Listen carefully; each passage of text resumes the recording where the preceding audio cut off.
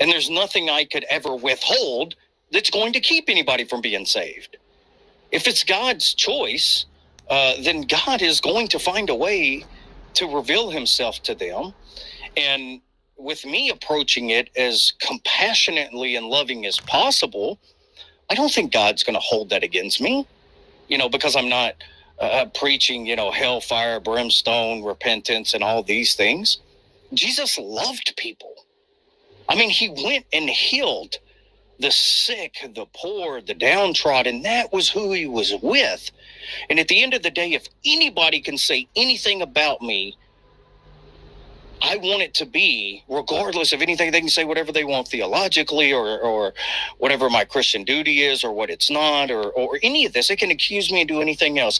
But at the end of the day, if they agree that one thing that I did do was to be a genuine, honest, empathetic, and loving person. Yeah. And that to me is all that I care about, because I believe that's who Jesus was and what he was. Well stated.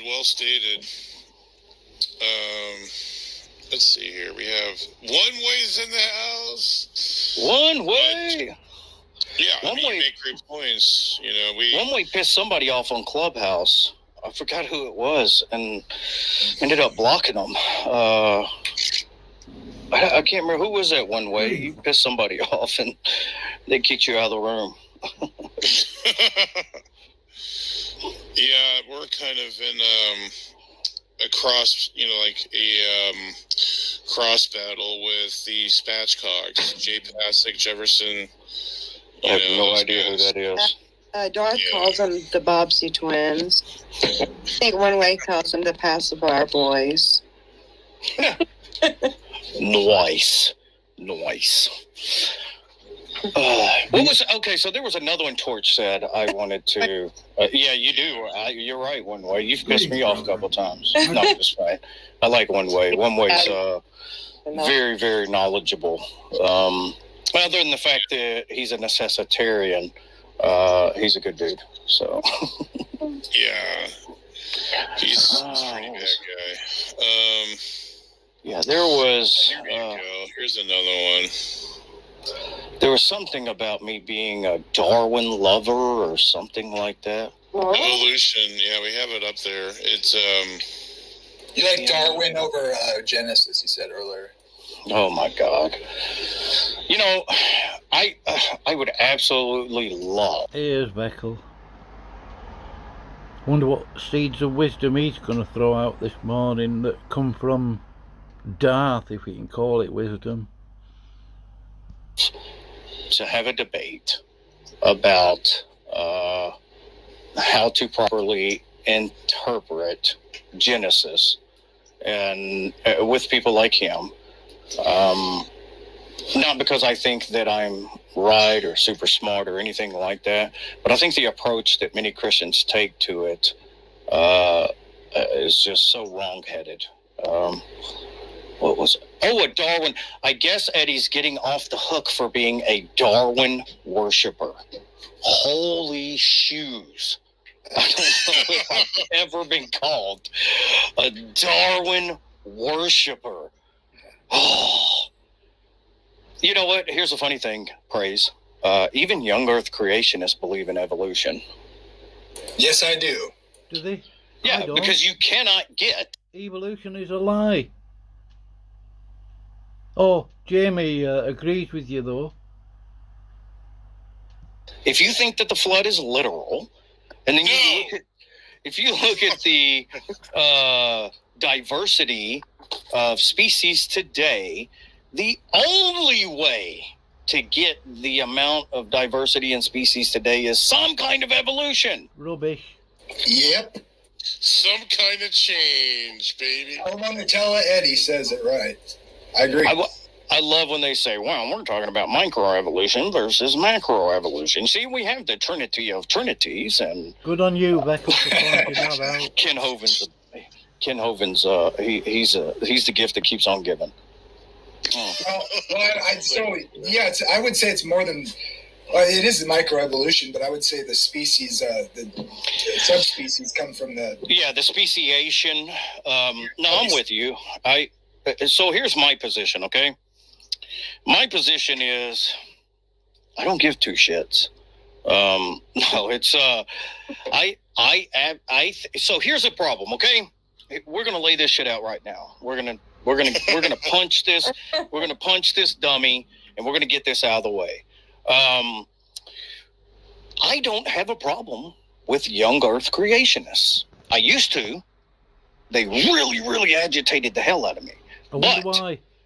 once I studied, I started studying Judaism, and the majority position in Judaism is that at least the Torah is wholly inerrant and inspired by God, so much so that if a copyist made a mistake, they believe it was because of God that this mistake was allowed, and they incorporated that into it. And they hold to young Earth creationism. And if you look at the mystical, a lot of the mystical, not even going all the way Kabbalist, but just let's say the middle of the road mystics of Judaism. So they believe that there are 7 epochs of time. I never can remember what they all are, but it's like the first epic is creation to Abraham, and then Moses, and then post-Moses, and then David. But at the 7,000th year is the year of the Messiah, or the Mashiach is what they call it. Anyway, so they look at the earth as being 7,000 or 6,000 years old. And once the Messiah that they expect to come back, we're in the 7,000th year, which is called the age of the Messiah. And then if you look at a lot of the patristic fathers, quite a few of them took a literal 6-day interpretation of creation. He's on about the early church fathers, so-called. I wonder if Eddie's really a Catholic, because the Catholics, Flo as an example, the Galilean, is a theistic evolutionist. And years, and the day of the Lord is the millennium. Yes. And look at Jesus as Lord of the Sabbath. The day of the Lord is the 7th millennium. I mean, it's kind of there's like typology there. Those wacky X. yeah, so check this out. So here's my position as a former young Earth creationist. I'll give you an example that made me start to kind of come out of that shell. And that is 1986A, 1987A supernova. We actually witnessed at the telescope laboratory, one of the big ones. I don't remember which one it was. Anyway, we witnessed a supernova that was approximately 600,000 light years away. Well, that means it took 600,000 years at the speed of light to see this event happening. So we're witnessing something. Even if you take alternative science and that light can slow down and speed up and all that, you want to take those alternative I'm an positions. idealist, so that's useless to me. Well, yeah. So even if you take these alternative scientific methods about the speed of light, you're still stuck with 300,000 to 400,000 years ago. And so we're viewing events that happened hundreds of thousands of years ago. So here we're stuck with, okay, well, either we are viewing it and it happened that long ago, or which How would Adam see the stars on day 4 when God puts him there? Think about that. The closest star, this closest star is 4 light years away, and he makes them on day 4, and Adam sees them for signs and seasons. I mean, it's a problem right from day 1. Oh, there's all kinds of problems with the creation narrative, but we can get into that. So we're looking at an event that blows away the whole 6,000 to 10,000 years already, unless they take the position, well, God made it with the appearance of age. Well, the problem there is now we've just made God a deceiver, because Scripture implores us to look to the heavens for God's handiwork and majesty. All for loss, yeah. Yeah, so we are to look at the heavens, the universe, everything that we experience to see the majesty and handiwork of God. Well, if it looks like it's old, I got to push Hold on. back a little bit. hold on. Well, you can push back in a second. Let me. Not in a rude way or anything, but yeah. I'll let No. I'm all for it. Oh, good discussion. Yeah, I want this discussion, baby. Yeah. So we're making God a deceiver because it appears to the majority of people that it's old. Oh, but it's really not. And then it brings in another conundrum. Last Thursdayism. If we say God created everything with the appearance of age, well, how do you stop or how do you take a position that everything's existed as long as it has, even 6,000 to 10,000 years, when God could have just created everything last Thursday with all the memories, history, and every things that are implanted in our mind? It just creates all kinds of conundrums. Okay, let me push back on you a little bit there. I don't disagree with your what you're bringing up. I think it's things that are reasonable, but the question can also be what is it that grounds the idea of age? Like, are you advocating that God had to make Adam from a baby then? Because he would have looked at his wife and said, she looks about 30, or whatever, things like that. Or you could say, what is it that makes somebody, what makes it so I know that you're 40 years old? Well, Adam probably didn't have any scars. He probably had perfect belly button. Did he have a belly button? Right. Or like no sunspots, no, anything, you know what I'm saying? Like, what is it exactly that indicates age? It's kind of a construct. You could argue that age is grounded in what God says or knows. Well, yes and no. I don't necessarily disagree, but when we have multiple things that show the age of the earth, we look at the different crust layers. We look at all the things that we can see in a telescope from hundreds of thousands of light years away. We look at, even if somebody wants to take the term microevolution, there's so many years required for this microevolution to take place, even if speciation isn't a thing. And I think there's just so many things that points to the earth being older than 6,000 to 10,000 years. But that's almost an assumption that the key to the past, or the past, is measuring the present. And there's many things that you can measure now, like erosion rates or mutation rates from one generation to another that actually line up with the biblical date of the history of man, like genetic. Yeah, Jamie, I feel like the problem is when we start talking about these what ifs and possibilities and things like that, we're actually going into the ball court of the skeptics. We're utilizing kind of an unnecessary, unneeded. You are a skeptic, Eddie. You recommended a website, carneades.org. It's a skeptic's website. So don't give me that. Hyper-skepticism, and what I mean by that is, what is the motivation for thinking that it's a young earth? Does it conflict with God's word or a specific interpretation of God's word? Well, I'll say this, the whole thing we just talked about, where there seems to, if you just follow a straightforward reading of the ages of the patriarchs, it tells you the age they had their kids and when they were born. It says Adam was the first man. And then you go through there, and there's clearly a pattern of 6,000 years, which matches the pattern of the creation week. And then you measure mutation rates of the Y chromosome, and you go back, and you find that it seems that the human lineage is only 6,000 years when you measure that rate of mutation from one generation to the next. So I mean that lines up with what it says with empirical science. So my point is, stay humble and say, I just think it's a model that's built up off of basic assumptions, and people think, they're just coming to these conclusions from just a totally no bias or no mindset. Somebody at some point in history came up with it takes this long for this to happen, and then the models were built from that. But as we find out more things, that's not always the case. That's all I'm saying. That's all I'm saying. Okay, no.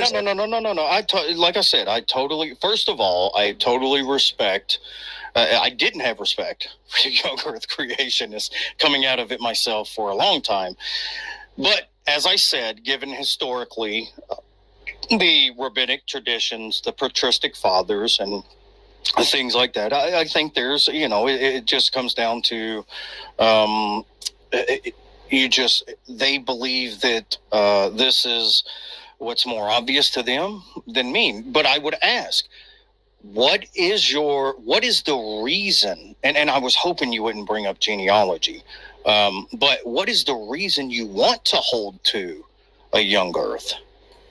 I'll tell you why. So, what is the one thing that defeats evolution? A young Earth. I mean, evolution debunked. There you go.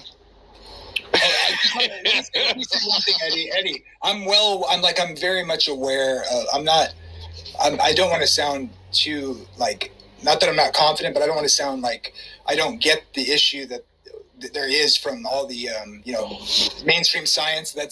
I'm well aware of the arguments of that, and I also want to say I try to make a point with young Earth creationists to not be overly not pretend it's so obvious all the time and to deny facts and stuff with evolution. And so I'm actively always trying to keep people honest in that regard, because they're often just pretend there is no evidence against our position and it's just so obvious and evolution's totally fake. And it's I fight against that notion. I'm sick of seeing that. I don't think. Yeah. Much respect. Much respect and amen to that, because that's kind of what I'm doing on my side, is to stop, doing these caricatures of young Earth creationists and things, because I can repeat it 10 times. There is a long tradition in Judaism and even the patristic fathers that it was a young Earth. But what I'm going to keep pushing you on this, because I want to know the motivation and reason why you hold to a young Earth, or want to, or feel the need to, or I don't want to straw man you and throw a term out there that's not accurate. I mean, what is the motivation for holding to a young Earth? Well, part of it's my bias with my upbringing was in a young Earth creationist model and fighting for that view. But also, for me, when it comes down to it, it's the coherency of the idea of what went wrong with sin and between man and God, and the idea of I don't think people take seriously enough animal suffering, for instance, and I think. Oh yes. So I think that it's just really makes a mess of the idea that death is the last enemy, and I don't see a way you have old Earth suffering animals through all this vast period of time, as though in Romans 1 says if you take that interpretation, which most people do, so I use it even though it's not I don't even know if this is the primary correct interpretation, but that God's seen in the creation by the things that he made. And if animals are too much like us on a sliding scale, to think that he was just totally fine with animal suffering, disease, death, nature red in tooth and claw, to just poo-poo that aside and say, oh, it's just man that started to die. Well, what exactly was the creation teaching us? If all this animal suffering, especially monkeys when they're being eaten alive by Komodo dragons, that looks a lot like it. Well, look, okay, so I want to ask you several questions, and I don't want to beat a dead Why? horse, because, like I said, I don't think God's it's necessarily word. as Clear. unjustified position as I thought it was for a long time. If it was true that the Earth was old and evolution was a fact, does that affect who Jesus is or what he did? I think it actually does to some degree, right? Sorry. Ooh. He would have had created it that way. He would have Now we're getting to the meat of the matter. How does it affect who Jesus is and what he did? Well, He's really old. If you mean in the first century, it doesn't have to. But if you mean as a whole theodicy, it does kind of shift that. I mean, I would adjust to that if I felt like I had to. I wouldn't give up the faith for it, I suppose, right? But I do think, you can't separate animal suffering, and also just the flood issue too. A lot of the evidence to me, in my mind, I'm actually kind of confident about what I see in the Earth on large geological scales, like folding of huge mountains, like huge plates of Earth that are not warmed up to the inner core. Jamie, you're prevaricating.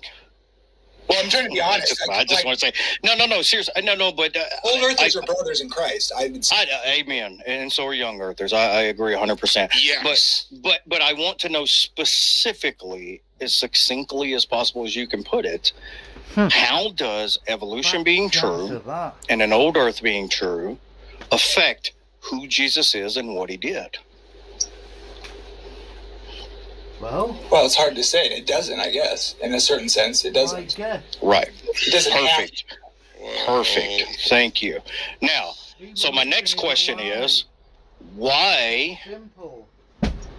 what motivates you to take the genealogy from the New Testament all the way back to Adam and Eve as the literal, forget that. Why do you think that, what is the motivation, or why do you think that we should trace genealogy back to Adam and Eve and come out with a specific age of the earth?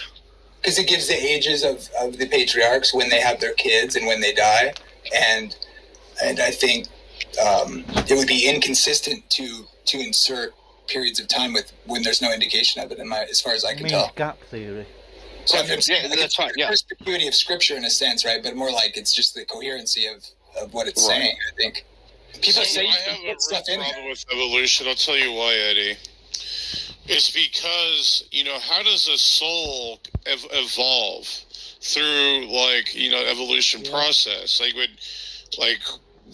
between like a gerbil, like transforming into like a, whatever, how Did you say evolution- gerbil? or let's say like a Did you say sea. no? I'm not gonna let that slide. Did you say gerbil? Yes, Sir Richard Gere.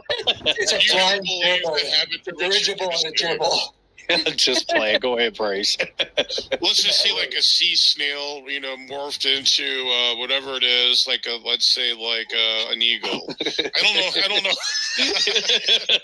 No, I'm with you. No. Okay, so A sea snake and a gerbil and a so let me address the issue I was talking about with Jamie, and then I'll talk about that. Yeah. Because I don't want to be. I mean, like I said, I Somebody don't think buy this is a Fraser dividing gerbil. matter at all. Funny. I agree with Jamie, and I'm glad he said it, that ultimately it doesn't affect who Christ is and what he did. And we're Christians, we follow Christ. We don't take Jesus because of the Old Testament. We take the Old Testament because of Jesus.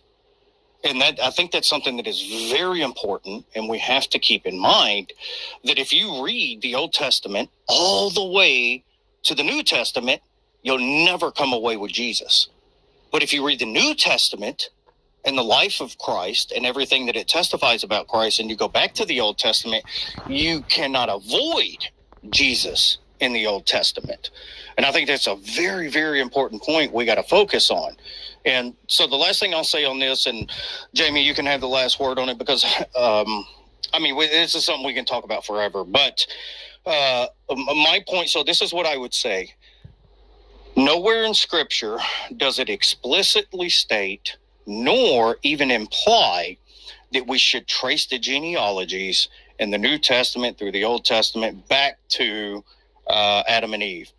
Secondly, if we look at the practice of genealogies, only the famous of certain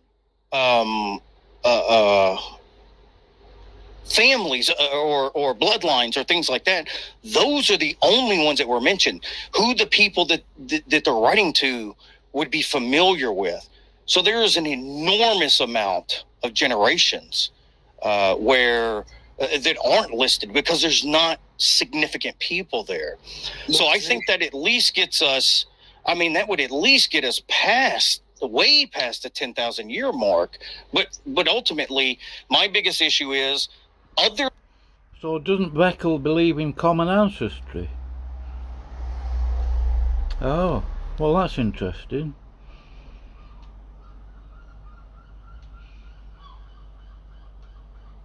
Then holding to a young earth creationism or an anti-evolution position, that would be the only motivation for thinking that we need to trace the genealogies and figure out the years to get back to when Adam and Eve was. Well, look at Luke. Put on the screen here. What do you make of this? I got Luke 3 here. It goes right from Jesus back to David, back to Adam. In Luke 3, the end of Luke 3 here. Let me see what you got. What's your evidence? Well, let me give you. So before we even analyze that, let me give you, like in Matthew, when you look at the genealogies in Matthew, since I know since you're a typology guy, that you've got to be familiar with gematria. So we're getting into gematria. Yes. Yeah. Right. So then you know that Matthew is using gematria in the genealogy that literally spells out 14, triple 14, right? Yeah, that literally spells out David. And that's his point is, so you would agree that the genealogy is not necessarily every single generation. That's what they say. I'm not sure. I'll have to look at that again. I've heard that. He's definitely going to do sets of 14, which I think is right. Really goes deep, which is 42, and what there's different interpretations of what that's.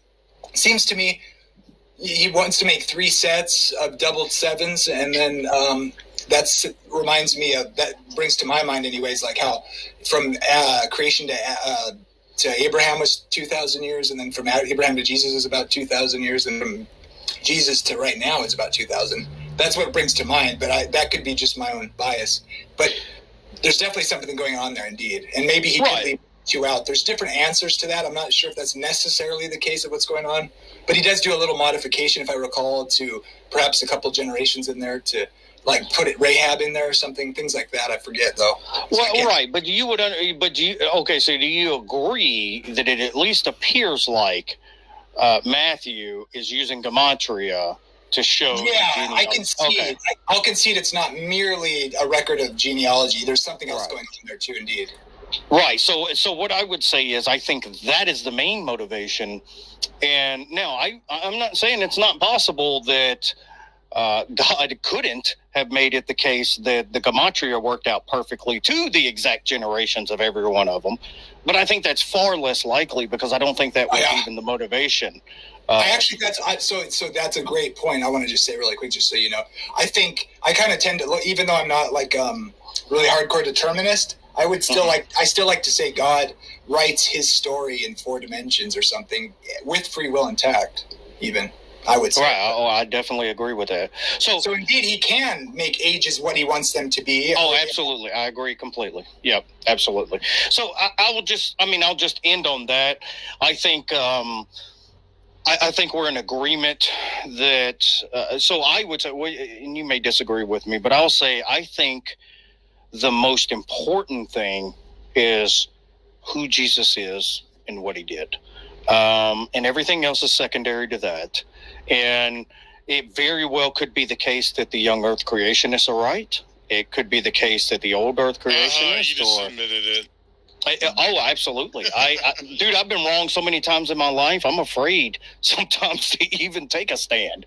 But I don't think, I disagree with the fact that evolution is a problem in any kind of way. So we can segue in. Well, I want to give Jamie the last word on that, and then pray so we can segue into the evolution part. No, I'm fine with that. I agree with you. That is primary. And I would say, yeah, evolution is a fact as long as you're not saying the whole overarching theory. So I think there are parts of the common theory that are problematic, but as a general thing that's occurring, it's just plain and to me that part attributes of it are absolutely scientifically factual. So we should admit that. Rock on. So praise your issue with the soul and evolution. What was it? So yes, when let's just say a sea snail into a trouser trap, and then we'll just say like an eagle, then an eagle to a human. Wait a minute! Dinosaurs were birds now. They're not. They're no longer considered reptiles. So eventually you get to the progression period all the way up to humans. Where did the soul come in and all that? Like it's a biological. Is there soul beginning when it was a sea snail? Like during that evolution process? That is actually a far better question than what you probably think it is or are capable of grasping. No, I'm just kidding. That's a great question. So there are a few ensoulment theories throughout Judaism and Christianity. So the main theories are that the soul is created at the same time and in the same way as procreation. So as you create a new human organism at conception, a part of the soul of the father and a part of the soul of the mother come together to create this new soul in the new creation or organism. And that's one idea. The other one is there's an ancient one, because they didn't think that there was actually a living thing there until quickening. And they didn't think until the baby moved that it was actually a baby or a person or a human. And I saw what you did there, Homo Nutella, soulish. So they didn't believe. So there's a theory that ensoulment happened after quickening, when it became basically a person. And then there's a theory that ensoulment happens after a certain level of awareness or consciousness, even after birth. So depending on what you think the most plausible thing is, and of course there's another one which is probably one of the most popular modern ones, and that is at conception God implants a soul into Reckman said it was when the baby took its first breath. Oh God, yes, I know. Weird, right? That's awful. That's why you can never ever argue for pro-life from the Bible. And I hate when Christians do that, because until a lot of them didn't believe until quickening, till the baby moved, that it was actually a life to be protected. And there was a lot of them that didn't believe until it was actually born that it should be Humans protected. Breathe, and Right. Mama tummy juice. Right. So praise. What would be? Juice. Yeah, I ignored that. It's a scientific term. So praise. What would be the closest to your idea of ensoulment if you had to take a position?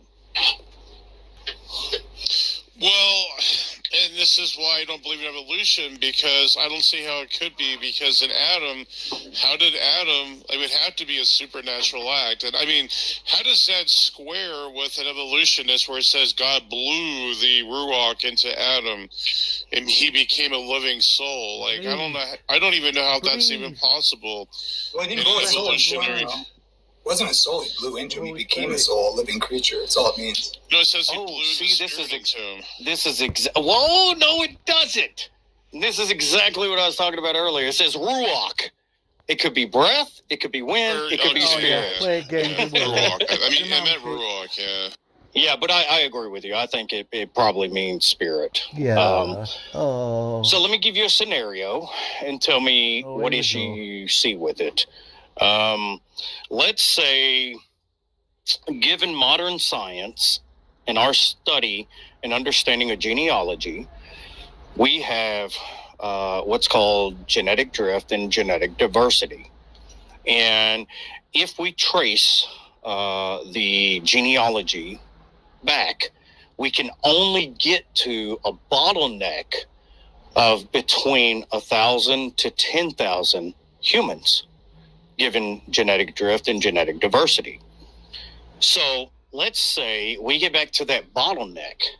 Well, out of this group of 1,000 to 10,000 evolved humanoids, God chose 2 out of there to actually breathe into it a soul, not a... So first of all, the Jewish understanding, at least at the minimum, is there's 3 souls. But let's just say everything has a soul, but humans, with the awareness and cognition and things that we have a much higher level soul. We're moral creatures. We're made in the image of God. We're rational creatures, all that. So God breathed into 2 of them, Adam and Eve, a soul that made them rational, moral, aware agents. What would be the issue there, given evolution and the scripture of God breathing, ruach into man or Adam? So he like super sold them, so they had a regular, Well, they could have an animal soul. Yeah, they could have had an animal soul. Yeah. And in fact, that's so a lot of the soul theories is it's Namesh. It's there's three different words. So you had a soul. The Hebrew people believed in, and I'm going to throw another twist in there in a second, but they believed in you had a material soul, which is what made you human. You materially are a human. And then you had a soul, which is like the animate part, the immaterial part of you. And then you had a third soul, which is the spiritual immaterial part that is in tune with God. And that is what tunes us into, being in relationship and having the knowledge of existence of God. And the other two souls work in conjunction with this third soul. So let's just say the humanoids before them only had two of them, like most of the animals. They didn't have this self-aware spiritual soul that put them in direct connection and relationship with God.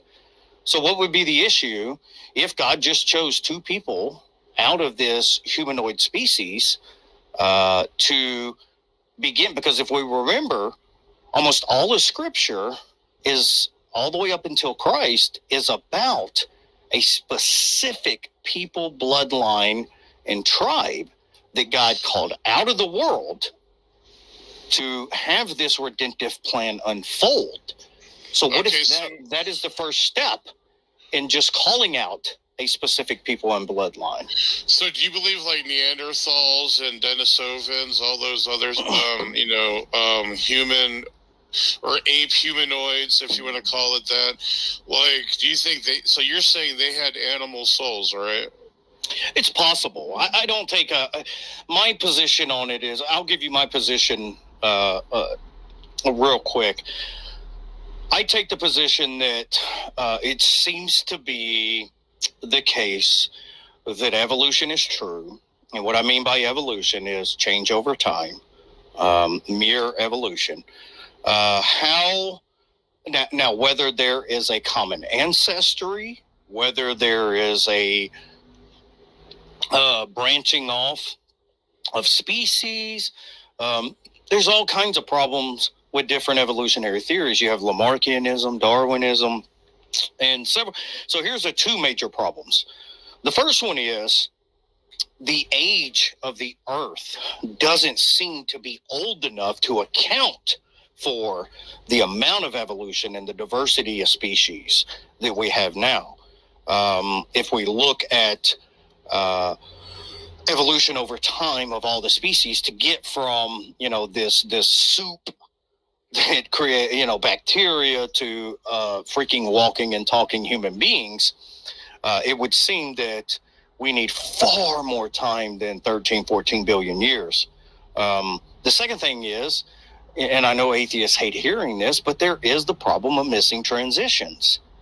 We have an entire group of seemingly related animals, and then we have an entire group of seemingly related animals before that, but we don't have what gets us from there to there. And then the third one would be the Cambrian explosion. How do we get to this? Of course, they'll say, soft-shelled animals and insects and things, and then all of a sudden at the Cambrian explosion, we have all of these skeletal fossils. And there's not near enough time in between the soft-shelled things that wouldn't leave behind or didn't leave behind a lot of fossils to this literal explosion of the fossil record. So there are issues there. But I don't think we can deny that evolution, change over time, is true. So the position I take is it could be the case, not it is the case. It could be the case that evolution is true and a fact. And what I hold to, and I hold very loosely, is progressive creation. What that means is evolution is true, and different periods of time, God intervened or could have intervened into causing these branching off into these groups of other species. And I don't think it's, far out of the question. God, because we have no answer for the transitional species. We have no answer for the Cambrian explosion. We have no answer for any of that. And given the age of the earth versus the diversity and all of that, it seems like some kind of boost had to been, there had to be some kind of boost throughout different periods in the evolutionary timeline. So to me, it's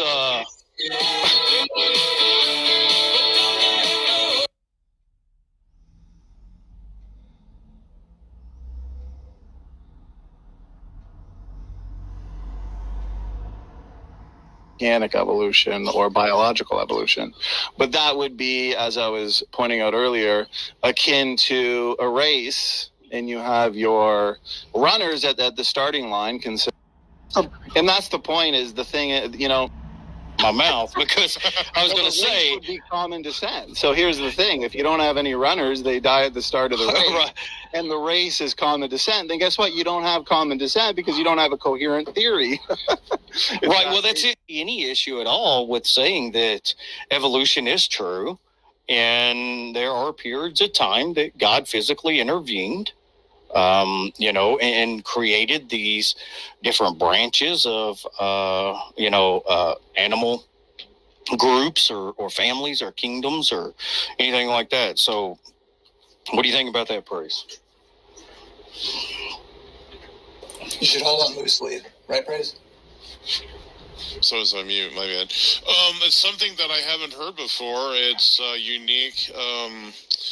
Definitely something that is what's the best, unorthodox. So well, is anything really orthodox? Now, I will say this, and this is only the second time tonight that I'm going to cite the guy, because I don't quite often cite the people. That's actually the position that William Lane Craig holds, is progressive creation. And I think it makes the most sense given the questions we have about evolution versus the age of the earth. Versus fair, Eddie. You're totally fair and reasonable, I would say. Rock on. Thank you. I appreciate that. Well, I have a question for you. So why did the chimpanzee Y chromosome only have 35% similar to the human Y chromosome? Why is it only 35%? And that isn't that like too far divergent for evolutionists to account for the massive changes in like a 6 million years? 35%, but how close do you think that the chimpanzee is to the humans? Because there's closer primates than that, like the bonobo. Well, I mean, the Y chromosome. I mean, as far as the genome's concerned, like I think there's like a 90-some% or something that some people would claim, but I think it's actually like 92 or something. That's what I'm told. But my question would be, if everything was creatio ex nihilo, and young earth creationism was true, and there was a young earth and all of this, why do we share any DNA with any animal? Well, it's what you would expect from a designer, because just like a computer programmer, just think of a computer designer, like the same information bits you would program for, let's say, even a human avatar, for an animal avatar. It's all the same stuff. We live on the same earth. We eat the same type of material. The same locomotion. We have the same features and structures. Jamie, none of that matters. Shut up. No, I'm just playing. Praise, are you familiar with the composition division fallacy? Yes, I am. Okay, so if we extrapolate that because we see common code in humans' designs to the grand creator of everything, he has to use common codes for creation. How do you avoid the composition fallacy? I would say that it's actually a direct comparison because code is within all creatures and organisms. And yeah, and like not only that, it's a specific code. It's not even like the what we call Shannon code. Like the Shannon code is like the most separated random information out there that we consider just random signals and information. But this is specific and unique and very complex, and it's within all organisms of life. Now, I would say, one, I agree the complexity of DNA, it's like a map or design of, pretty much everything about that organism. But I'm going to put my atheist hat on and and say you're. So I would have to listen to the argument in more depth and spend a little bit of time with it, because it sounds like you're begging the question. And what I mean is, to say that there's a code is smuggling in that there's a coder. And right, so are you inferring that there is a coder, therefore there should be code, or that it appears to be code, therefore there's a coder? I say it is code because an abiogenesis it mathematically disqualifies a natural idea of code arising on its own. So it has to be implanted. And I'm using math as the way to establish that. Yeah, be careful though throwing abiogenesis in there, because abiogenesis and evolution are not synonymous or even necessarily related, because abiogenesis has its own problems. Eddie, let me point out this important reality to consider. If the runners die at the start of a race, guess what? There's not going to be a race. So the fact that we have so many unsolvable and really unresolvable chicken and egg problems that I could cover for the next 6 hours when it comes to chemical evolution, right? Well, that's exactly that's exactly what I was fixing to say. Is when we talk about abiogenesis, we have a serious chicken and egg problem. Right. And shut up, Donnie, for taking the words out of my mouth, because I was going to say would be common descent. So here's the thing: if you don't have any runners, they die at the start of the race, right. And the race is common descent. Then guess what? You don't have common descent because you don't have a coherent theory. Right. Well, that's the issue with abiogenesis is so RNA doesn't have the protective coating of DNA, yet RNA is required for DNA. So did we have DNA first or RNA first? Right. That's a problem with the first, chicken and egg. Here's another one. All living life have left-handed amino acids. It's Right, left or right. I don't remember. Yeah. All material things have one-handed. I think it's right-handed, and all living things have left-handed. And nowhere in our world or the planet or anywhere on the planet do we find left-handed amino acids. So how in the hell did we get left-handed? So abiogenesis has serious problems. Right. Unsolvable problems, I'd say. It does seem to be. And that's the point, is the thing, the evolutionary community, they want to divorce chemical evolution from organic evolution or biological evolution. But that would be, as I was pointing out earlier, akin to a race.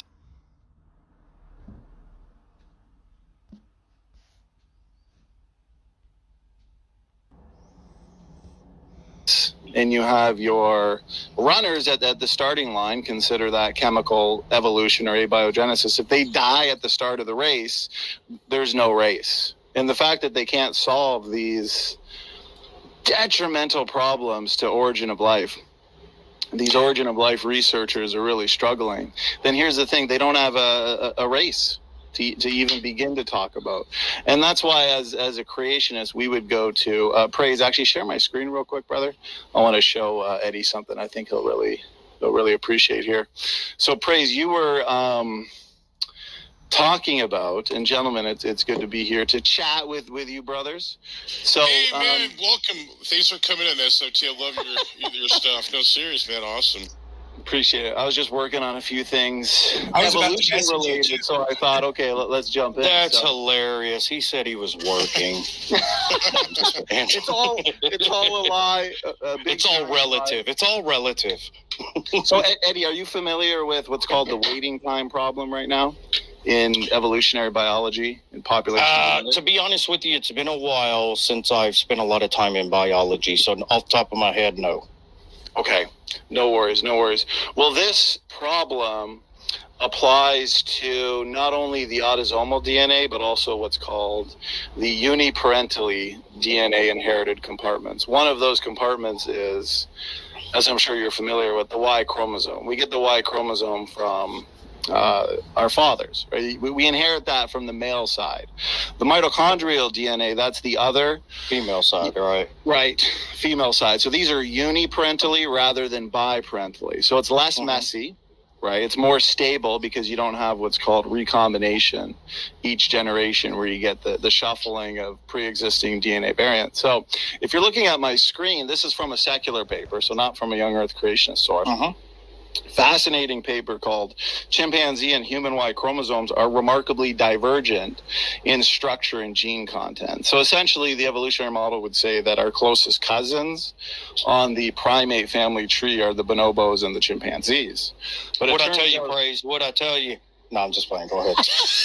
No, he brought up chimpanzees and I brought up bonobos. So Yeah, go ahead. Right. When it comes to phylogenetics, you'd have humans and then bonobos, but very, very close to the bonobos, you'd have the Right, chimpanzees. So, right. And elephants are even up there too. So yeah, apparently elephants and humans. well, no, I take that back. For cognition, awareness, and consciousness, they are, but I don't know about DNA. Sorry, go ahead. No worries, brother. No worries. And I wanted to say, Eddie, I'm pumped for the debate on Bible translations coming up. Oh, absolutely. Me too. I love these because it forces me to get back into, studying God's word and research and things around, because I'm a philosophy guy mostly. So anytime I get challenged, scripturally or anything theological, I love it because it gets me back where I think I should be focused the most. What position are you taking, by the way, Eddie, if you don't mind me asking? I would never take a KJV only version. Okay. What is wrong with you, Praise? Praise, you should have been able to guess that. But no, I was telling Eddie in prior conversations, I respect his professionalism, his sophisticated approach to dialogue and debate, and his awesome top-notch mic and webcam. There's a lot of money spent there, but we won't talk about that. No, I appreciate that, Donnie. Really, that means a lot to me. Well, I appreciate that, brother. So I guess real quickly, and I'm not trying to put you on the spot. I believe this is one of the most powerful lines of evidence for why humans are created separate than any other form of life, right?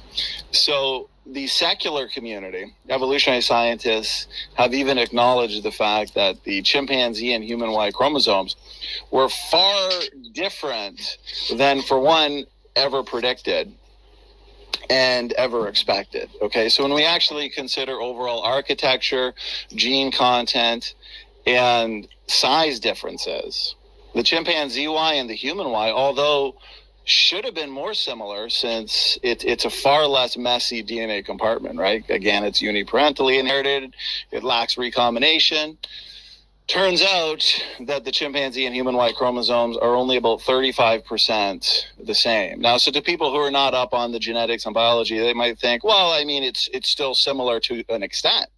But that's the problem, is in just 6 million years, based on what we know of what's called fixation rates, right? That's a DNA difference being stuck in place, okay? Those rates are incredibly slow. So to have a Y chromosome that's only 35% the same, evolutionary biologists have really struggled to account for those massive differences. Because here's the kicker, and I'll wrap it up here. Here's the kicker. And I've got several papers on this if I can find it in time. Every single male human Y chromosome, do you know how similar they are? Well, I'll just say 99.999%, pretty much identical. That's why they can take worldwide male Y chromosome diversity, and they can build what's called a phylogenetic tree. Real quick, Donnie. Look at the private chat. Private chat. Well, I'm screen shared, so I can't see. Okay, so let me wrap up my point, and then I'll look at the private chat. So right here is a Y chromosome phylogenetic tree. So what you get is a pattern that's perfectly expected and explained from the biblical model, right? All branches essentially which reflect DNA differences in people groups over time. They go back to a center point, the starburst pattern, right? Explosive growth from a center point, and the number of mutations worldwide in the low genetic diversity only goes back 4,500 years. Well, isn't that a fancy coincidence? 4,500 years to Y chromosome who? Y chromosome Noah. So here's the problem: if every single human male Y chromosome is the same, but yet the chimpanzee, our closest so-called cousin, is only 35% the same. How in the world do evolutionists account for such massive differences in chromosomal rearrangements and size differences? The Y chromosome is only about half the size between the chimpanzee and the human. So how in the world in 6 to 10 million years can you ever account for these differences? It's nearly impossible. They're still coming up with hypothesis after hypothesis, most of them being untested. Go ahead, Eddie. I said a lot there. No. So, well, I'm interested in the question I asked Praise is, if there, I mean, not if, of course, there's creator, designer, and everything. Why is there any DNA shared amongst any animals with humans if we are a special species? Yeah, but isn't that kind of just a dodge of this major problem, the waiting? Oh, no. I'm totally open to. Okay. No, I'm Because totally open to any problem. I just want to point out the fact, Eddie, is what this does is it falsifies universal ancestry, and then that leaves the data open for reinterpretation in other models. So even if we didn't have a common design model, it falsifies evolution because they can't explain this waiting time problem. For example, this slide here, notice this. They are now going to have to apply mathematical models to try to demonstrate how a sequence can change extremely rapidly, including, notice this, wholesale rearrangement of significant parts and the evolution of what? Some gene families, no, entire gene families in a relatively short amount of time. Okay, so if you want to ask the question, well, why do we have any similarity at all? Sure, we can get into the design model, but that doesn't change the fact that the evolutionary community still has to explain this major problem, right? Does that make sense, Eddie? No, absolutely. And that's what I was telling Praise earlier. I don't know if you heard the beginning part of the conversation. You know, I told him that that I am aware that there are lots of problems with evolutionary theory because I hold to a progressive creation model. Right. And I'm loosely hold to that because I mean there's other issues with evolution. I think the fact that the Earth doesn't seem to be near old enough to have the diversity of species that we have and the amount of evolution that's supposed to have taken place since the creation of the Earth. And another one is obviously the transitions, the Cambrian explosion. Right. So I take evolution just to be, in its mere sense, changes over time, and that's. I don't really make a claim to speciation or anything like that.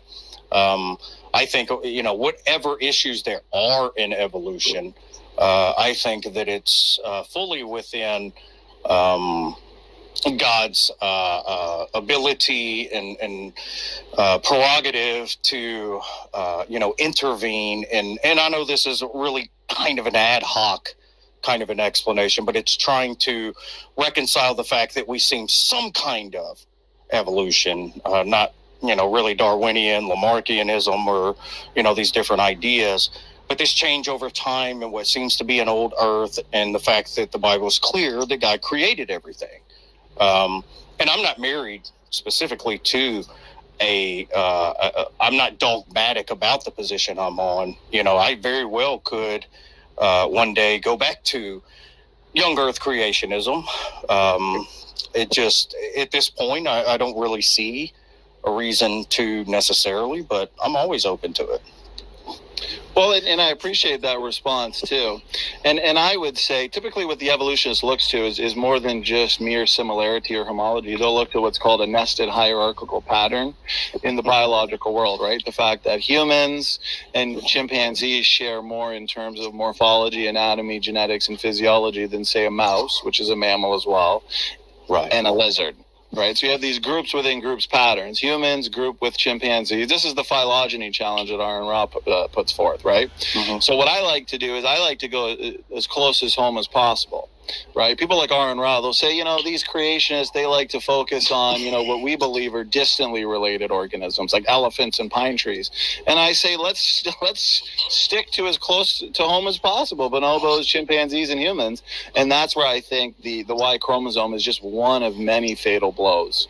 And I bring up the Y chromosome specifically because I've debated numerous PhD biologists on this, Mhm. and most informed ones will admit at this point they don't really have an answer. They have some guesses, but not really an answer. So typically the answer they will give is kind of ad hoc, right?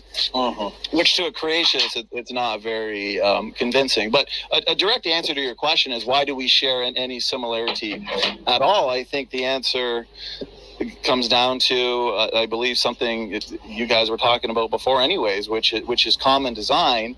And I find it interesting because the model I hold to is it's called the created heterozygosity model. That's just a really fancy way of saying design diversity, okay?